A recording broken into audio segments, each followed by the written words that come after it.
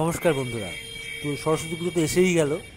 তো আজকে আমি চলে এসেছি বিসি দাস রোড আর ভিকিবি রাস্তা যেটা আর কি, আর ওভারব্রিজের ক্রসিংয়ে মূর্তি শিল্পী ডিব্রুগড় অসাধারণ সব মূর্তি নির্মাণ করেছে।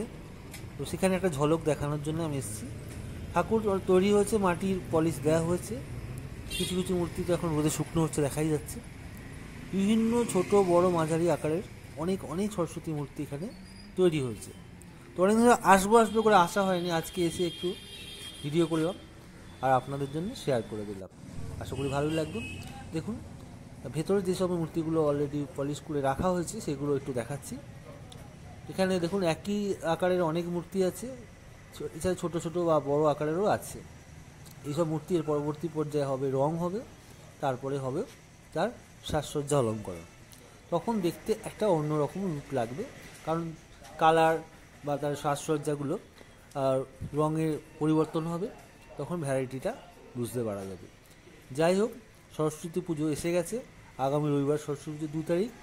সবাই অনেক অনেক আনন্দ করবেন আর পুজোটাকে অনেকভাবে উপভোগ করবেন। তো মূর্তির পরবর্তী পর্যায়ে মানে রং হলে কেমন লাগছে বা সাজসজ্জার পরে কেমন লাগছে অবশ্যই আমি ভিডিও নিয়ে আসব আপনাদের জন্য। আর এটা আর একবার বলছি, এটা ডিব্রুগড় ওভারব্রিজ বিসি দাস রোডে মূর্তি শিল্পীর এটা কার্যশালা। তো এখানে মূর্তিগুলো একটু তুলে ধরলাম, অবশ্যই কমেন্ট করে জানাবেন আপনাদের কেমন লাগলো। সবাই অনেক ভালো থাকবেন, সুস্থ থাকবেন আর সরস্বতী পুজোটাকে খুব ভালো করে উপভোগ করবেন। আর যে যার অঞ্চলে, যার বাড়িতে বা যার পাড়ায় পুজো করেন, তারা আরও সুন্দর করে সাজিয়ে তুলুন, মনটাকে অনেক ভালো রাখুন, সরস্বতী পুজোটা খুব ভালো কাটুক।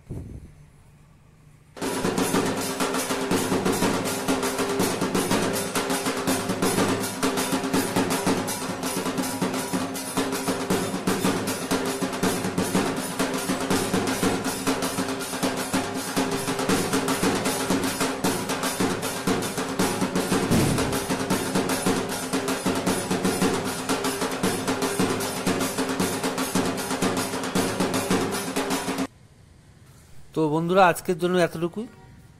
পরবর্তী ভিডিওর জন্য অবশ্যই ওয়েট করবেন, সাবস্ক্রাইব করে রাখবেন এরকম নিত্য নতুন ভিডিওর জন্য।